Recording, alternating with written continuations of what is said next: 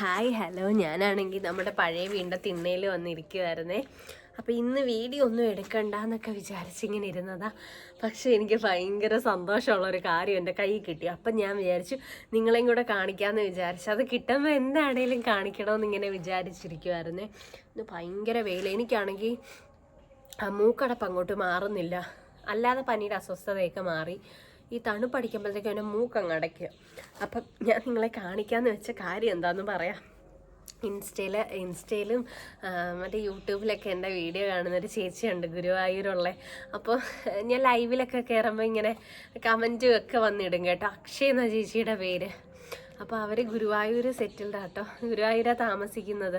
ഗുരുവായൂർ അമ്പലത്തിൻ്റെ അടുത്താണ്. അപ്പം ഇവിടെ എല്ലാം പടക്കമൊക്കെ പൊട്ടുന്നു, മറ്റേ ജയിച്ചേൻ്റെ. അപ്പോൾ ആണെങ്കിൽ ചേച്ചി ഒരു ദിവസം എനിക്ക് മെസ്സേജ് അയച്ചിട്ട് ഇങ്ങനെ പറഞ്ഞു, മോൾക്ക് ഞാൻ ഗുരുവായൂർ അമ്പലത്തിലെ പ്രസാദം എന്തെങ്കിലും അയച്ചുതരാം, ഇപ്പം ഇങ്ങനെ ഇരിക്കുമല്ലേ. സത്യം പറഞ്ഞാൽ ഞാൻ എൻ്റെ കൊച്ചിലെ ആട്ടോ ഗുരുവായൂർ അമ്പലത്തിൽ പോയിട്ടുള്ളൂ. കൊച്ചിലെന്ന് വെച്ചാൽ എനിക്ക് ഓർമ്മ പോലും ഇല്ലാത്തൊരു പ്രായത്തിലാണ് പോയിട്ടുള്ളത്. 3-4 വയസ്സെന്തോ ഉള്ളപ്പോഴാണ്. എനിക്ക് ഗുരുവായൂർ അമ്പലത്തിൽ പോകണമെന്ന് ഭയങ്കര ആഗ്രഹം. അങ്ങനെ മുന്നിൽ നിന്നൊരു ഫോട്ടോയൊക്കെ എടുക്കണം എന്നൊക്കെ ഭയങ്കര ആഗ്രഹം. പക്ഷേ നടന്നിട്ടില്ല ഇതുവരെ. ചേട്ടായിയൊക്കെ ആണെങ്കിൽ ഇടയ്ക്കിടയ്ക്ക് ഗുരുവായൂർ അമ്പലത്തിൽ പോകും. പക്ഷേ കയറി തൊഴുതിട്ടൊന്നുമില്ല. പക്ഷെ അവർ ഇഷ്ടംപോലെ വട്ടം പോകും. അങ്ങനെ ചേട്ടായിയൊക്കെ പോകുമ്പോൾ ഒരു വട്ടമെങ്കിലും കൂടെ പോയി എനിക്ക് അമ്പലത്തിലൊന്ന് കയറി തൊഴുതണം എന്നൊക്കെ ഭയങ്കര ആഗ്രഹമായിരുന്നു. അപ്പോൾ ചേച്ചി എനിക്ക് അമ്പലത്തിലെ പ്രസാദം കൊറിയർ അയച്ചു തന്നു. എൻ്റെ ദൈവമേ, എനിക്ക് സത്യം പറഞ്ഞാൽ ഈ യൂട്യൂബ് ഇൻസ്റ്റയൊക്കെ ചെയ്യാൻ തുടങ്ങിയിട്ട് എനിക്ക് കിട്ടിയതിൽ ഏറ്റവും വലിയ സന്തോഷം എന്ന് പറഞ്ഞാൽ വളരെ കുറച്ച് പേരുണ്ട് എന്നെ ഇങ്ങനെ അവരുടെ ഫാമിലിയിൽ ഒരാളെ പോലെ കാണുന്നേ, ഒരു ദിവസം കണ്ടില്ലേ തിരക്കുന്നേ. അങ്ങനെ ഒത്തിരി പേരൊന്നും ഇല്ല കേട്ടോ. വിരലിലെണ്ണാൻ പറ്റിയ വളരെ കുറച്ച് പേരേ ഉള്ളൂ. എന്തുണ്ട് കാവ്യ വിശേഷം, സുഖമാണോ, ഹെൽത്തൊക്കെ ഓക്കെ ആണോ എന്നൊക്കെ ചോദിച്ചിട്ട് അങ്ങനെ കുറച്ച് പേരെ കിട്ടി. അതെനിക്ക് ഭയങ്കര സന്തോഷമുള്ളൊരു കാര്യം കേട്ടോ. ഞാൻ വീഡിയോ ഒക്കെ ചെയ്യാൻ തുടങ്ങിയിട്ട് നമ്മളെ ഒരു വട്ടം പോലും കാണാതെ നമ്മളെ അത്രയും ഇഷ്ടപ്പെടുക എന്ന് വെച്ചാൽ അത് വലിയൊരു കാര്യമാണ്. അപ്പം വേണ്ട പോസ്റ്റ് വഴിയാട്ടോ അയച്ചത്. പോസ്റ്റ് വഴിയാണെങ്കിൽ നമുക്കിങ്ങനെ കൊണ്ടുതരും. DTDC ആണെങ്കിൽ നമ്മൾ പോയി വാങ്ങിക്കണം. എൻ്റെ ദൈവമേ, ഇത് കണ്ടോ, ഗുരുവായൂർ അമ്പലത്തിലെ പ്രസാദം. എനിക്കിത് കാണുമ്പോൾ ഭയങ്കര സന്തോഷം തോന്നുന്നു. ഇത് മറ്റേ വെണ്ണയാട്ടോ, വെണ്ണപ്രസാദം. എനിക്ക് ചേച്ചി അവിടുന്ന് അമ്പലത്തിൽ നിന്ന് പൂജിച്ചയച്ചു തന്നതാ.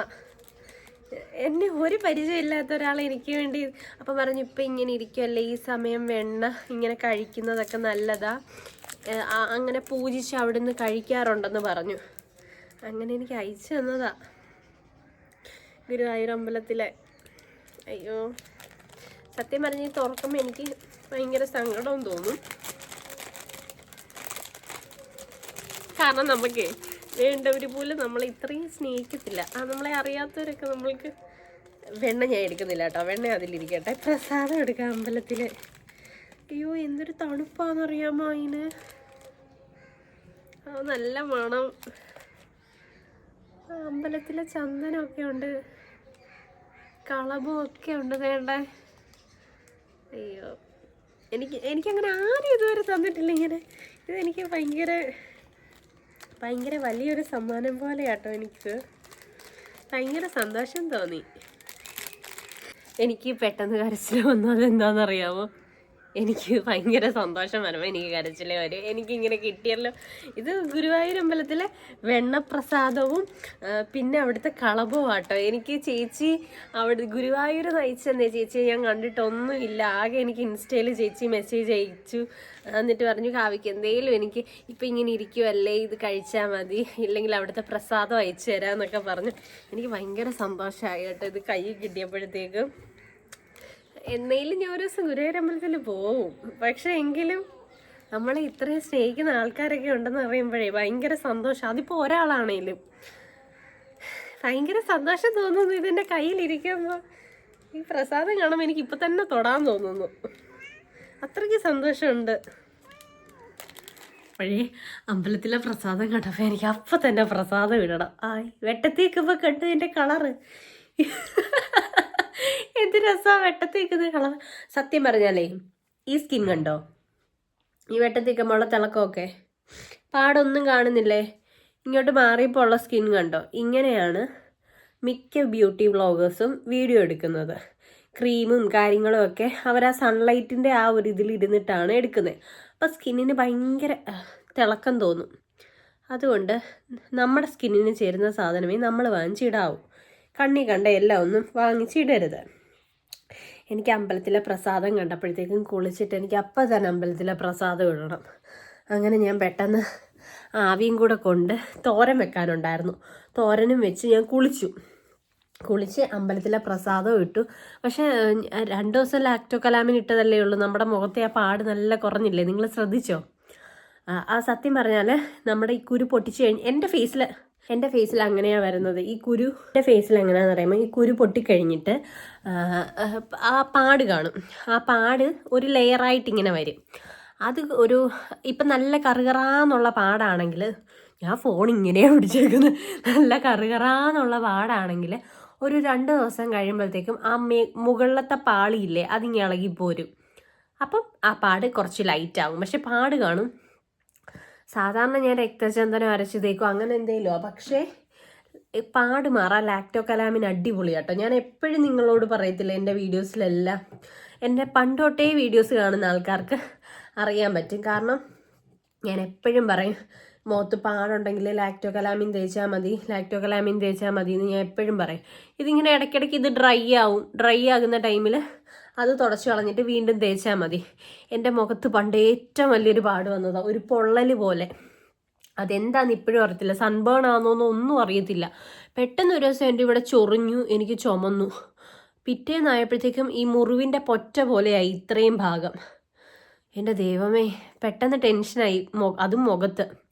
അപ്പോൾ ഈ ലാക്ടോ കലാമിൻ മാത്രം ഇട്ടിട്ട് 2-3 ദിവസം കഴിഞ്ഞപ്പോൾ പൊറ്റ ഇളകിപ്പോയി. പിന്നെയും പാടുണ്ട്. അപ്പോൾ ഇതും അല്ലെങ്കിൽ രക്തചന്ദനം ഇത് മാറിയിട്ട ആ പാട് മാറിയത്. അന്ന് കണ്ടായിരുന്നെങ്കിൽ അത് ഒരിക്കലും മാറുമെന്ന് പോലും നമ്മൾ വിചാരിക്കത്തില്ല. അപ്പം ഞാൻ അതുകൊണ്ടാട്ടോ ഈ ലാക്ടോ കലാമിൻ ഇട്ടത്. സത്യം പറഞ്ഞാൽ ആ പാട് എൻ്റെ അഹങ്കാരം കൊണ്ട് വന്നൊരു പാടാണ് മുഖത്ത്. അപ്പം ഞാൻ കുളിച്ച് ഇന്ന് മേളിലൊക്കെ കുറിയൊക്കെ ഇട്ട്, ഈ കുറി എന്നുമുള്ള കുറിയല്ല, എനിക്ക് ഇങ്ങനെ ഉള്ളിന്ന് തോന്നണം ഇന്ന് കുറി ഇടണം എന്ന്. അപ്പോൾ ഇന്ന് അമ്പലത്തിലെ പ്രസാദം കൊണ്ട് ഇടുന്നതുകൊണ്ട് ഞാൻ വിചാരിച്ചു ഈ കുറിയൊക്കെ ഇട്ട് സുന്ദരിയായിട്ടിരിക്കാതെ എന്ന് വിചാരിക്കും. ഇങ്ങനെ രാവിലെ കുളിച്ച് സുന്ദരിമണിയായിട്ടിരിക്കണമെന്ന്. അപ്പോൾ ഇനി ചോറ് കഴിക്കാൻ പോവാം. ചോറ് കഴിച്ചിട്ട് വന്നിട്ട് ഒരു പപ്സ് ഇരിപ്പുണ്ട്, ആ പപ്സ് കൂടെ കഴിക്കണം. പിന്നെ ആത്തച്ചക്ക ഫ്രിഡ്ജിൽ നിന്ന് എടുത്ത് വെളിയിൽ വെച്ചിട്ടുണ്ട് തണുക്കാനും വേണ്ടി, അതും കഴിക്കണം. എനിക്കിപ്പോൾ ഭയങ്കര വിശപ്പെന്ന് വെച്ചാൽ എനിക്ക് സഹിക്കാൻ പറ്റാത്ത വിശപ്പാണ്. 1 മണിക്കൂർ കഴിയുമ്പോൾ എനിക്കങ്ങ് വിശക്കുക. ഇന്നലെ അമ്മ പറഞ്ഞു ഇങ്ങനെ കഴിക്കരുത്, കൊച്ചങ്ങ് വളർന്ന് വലുതാവും. അപ്പം ഞാൻ പറഞ്ഞു പിന്നെ എനിക്ക് വിശക്കുമ്പോൾ ഞാൻ കഴിക്കണ്ടേ, കൊച്ചു വളർന്നാൽ എനിക്ക് കഴിക്കണ്ടേ. അയ്യോ എൻ്റെ ദൈവമേ. ഇപ്പം കുഞ്ഞൊക്കെ ആയി കഴിയുമ്പോൾ കുഞ്ഞിന് ഒരുപാട് ക്രീമൊക്കെ കിട്ടത്തില്ലേ, അതൊക്കെ എനിക്കെടുത്ത് തേക്കണം. എനിക്കതൊക്കെ ഇഷ്ടമാണ്. എനിക്ക് ഉറക്കം വരുന്നുണ്ട്. ഞാൻ പോയി ചോറ് കഴിക്കട്ടെ. ചോറിന് മോരുണ്ട്, ചീനിയുണ്ട്, നമ്മുടെ പാവലിൽ നിന്ന് വെച്ച പാവയ്ക്കയുണ്ട്, അത് തോരൻ വെച്ചു. ആണേലേ ഉറങ്ങാനായിട്ട് പോയി കിടന്ന ആളാ. കുറച്ച് നേരം ഞാൻ ഉറങ്ങി. കുറച്ച് കൂട്ടുമായിരുന്നു. കുറച്ച് നേരം എന്നല്ല, എൻ്റെ കണ്ണി നല്ല മയക്കം ഇങ്ങനെ പിടിച്ച് വന്നപ്പം ഇവിടെ പൊട്ടനീച്ച പറക്കുന്നു. നല്ല കുത്തായി പൊട്ടനീച്ച കുത്തുന്നത്. ഈച്ചയെ പോലെ ഇരിക്കും പക്ഷെ കുത്തുന്നത്. അപ്പോൾ ആണെങ്കിൽ കണ്ണിൽ ഇങ്ങനെ ഉറക്കം വന്നിരുന്നപ്പോഴത്തേക്ക് ചേട്ടായി വിളിച്ചു കഴിഞ്ഞ് എൻ്റെ ഉറക്കം പോയി. പിന്നെ എത്ര നോക്കിയിട്ട് എനിക്ക് ഉറങ്ങാൻ പറ്റുന്നില്ല. പിന്നെ ഞാൻ എഴുന്നേറ്റ് വന്നിട്ട് വെളിയിൽ ഇങ്ങനെ ഇരിക്കുക.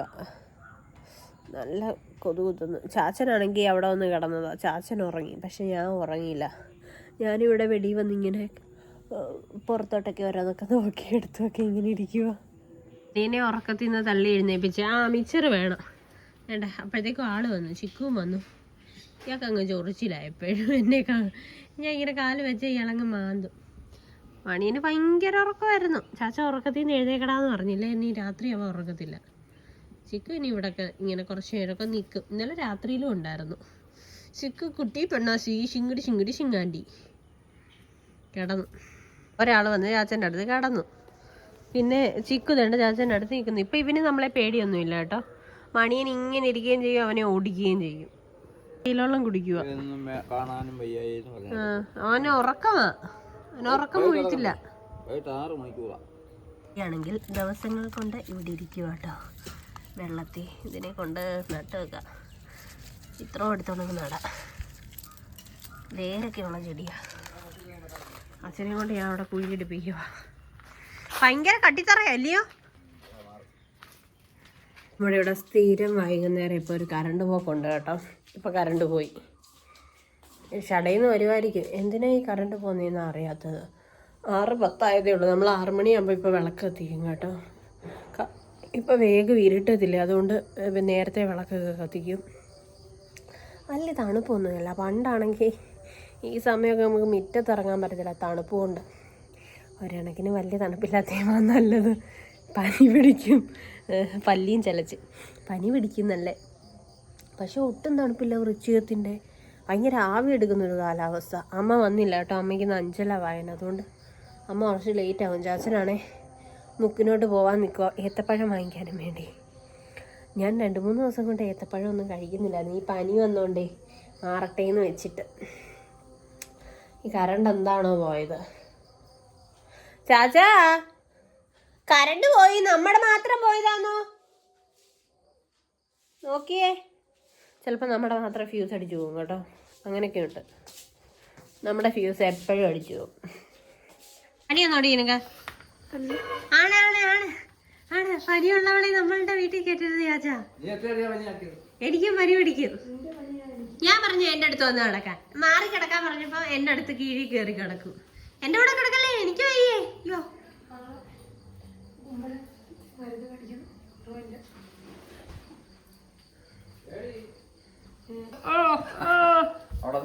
ആരൊന്നും മനസ്സിലായി ഞങ്ങൾക്ക്. ആ ഫ്രൂട്ട്സ് ആണോന്നല്ലേ? റൗഡി പെണ്ണുങ്ങളെ പോലെ ഇരിക്കുന്നേ. അച്ഛൻ ഏത്തപ്പഴം വാങ്ങിച്ചോണ്ട് വരണം. കുറയ്ക്കണ്ടേ വീട്ടിൽ ഇരിക്കുന്ന ജോലി ഇല്ലാത്ത തൊഴിൽ രഹിതർക്ക് അല്ലേ ഡാഡി? ഇതെന്തിനൊക്കെയാണ് എന്താ പുറത്ത് കയറിയിരിക്കുന്നത്? ആകാശത്തോട്ട് നോക്കിയിരിക്കാം. ഇപ്പൊ ഫ്രിഡ്ജ് എനക്ക് ഇളങ്ങി വരും. ചാച്ച എനിക്ക് വേണ്ടി മുട്ട പൊരിക്കും കേട്ടോ. ചാച്ചന്റെ മുട്ട പൊരി എന്ന് പറഞ്ഞത് 1.5 പൊരിയാ. കണ്ടോ, അവിടെ തറയിലെല്ലാം ഇട്ട് നീ അവിടെ ഒരു 10 പേരുടെ പണി അങ്ങ് ഉണ്ടാക്കും. വീറും വൃത്തിയൊന്നുമില്ല, പക്ഷെ എല്ലാം ചെയ്യും. പാത്രം കഴുകും, തുണി കഴുകും, പക്ഷെ ഒന്നിനും വീറും വൃത്തിയില്ല. അതിനാ ഇവിടെ അടിയിടുന്നേ. എന്തോമേ? അതാണ്. അല്ല, ജോലിയെല്ലാം ചെയ്യും, പക്ഷെ വീറും വൃത്തിയില്ലെന്നേ ഉള്ളൂ. ഉണ്ട്. ഇവിടെ ഇറങ്ങ. ഇവിടെ വാ.